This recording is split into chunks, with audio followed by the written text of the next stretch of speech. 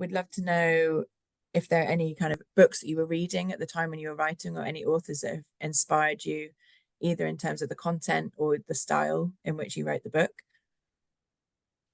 Yeah, I wasn't reading these at the time of writing, but I read these had a big impact on me when I was younger. There was a book called Wasted by Maria Hornbacher that was an anorexia memoir. And actually, I think the author, she sort of disowned the book and distanced herself from it, I think, because people were using it as a way to trigger themselves. But the reason I liked it is she almost gives like a journalist's account of anorexia, but it's all from her perspective. But it was really, really well researched and had lots of case studies in it. It just referenced loads of different research, but it also used storytelling in an engaging way.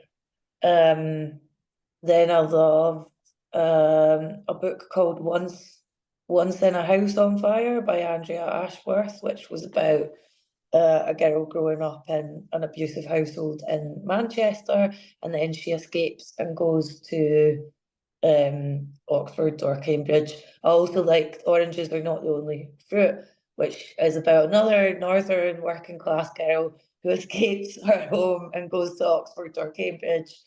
And then another book that I loved, which I don't think it's really in print anymore. It was called A Certain Age by Rebecca Ray, about a teen girl going out with a much older man.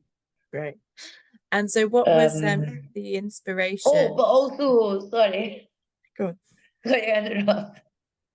I really liked the book Asper Girls by Rudy Simone, which is a much more practical guide to how to identify if you're autistic. And I thought, when I was reading that, loads and loads of the things she listed had happened to me, and they often had quite a mad story behind them. So that was how I got the idea for this book, that I was going to string all these mad things that had happened to me and use it as a more engaging way of telling a story about autism. Right.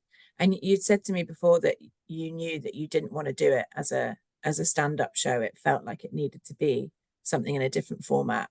And did you always know that you wanted it to be a book? You know, there was no kind of question of doing it any other way. Yeah, I'd been asked to, as soon as I started being open about my diagnosis, and I hate I mean, I say this in the book, I hate talking about being openly autistic because it implies there's something to be ashamed or embarrassed of. And too many people already think that way, so I don't want to enable it. I forgot your question, Jess.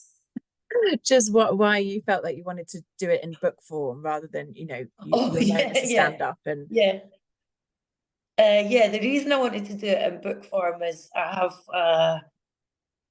really low expectations from non-autistic people about how they represent autism. And I knew if I did stand up about autism, I would maybe have to rely on stereotypes and squishing everything down. And it would all have to be funny as well, whereas I wanted to talk about autism in as much detail as possible. And then I knew if I did a documentary on it, it would be made by non-autistic producers and a non-autistic crew. So the chances of it being framed in the way I wanted just wasn't the same. So I'm really, really glad I did it in book form. amazing. Thank you. I think that's perfect.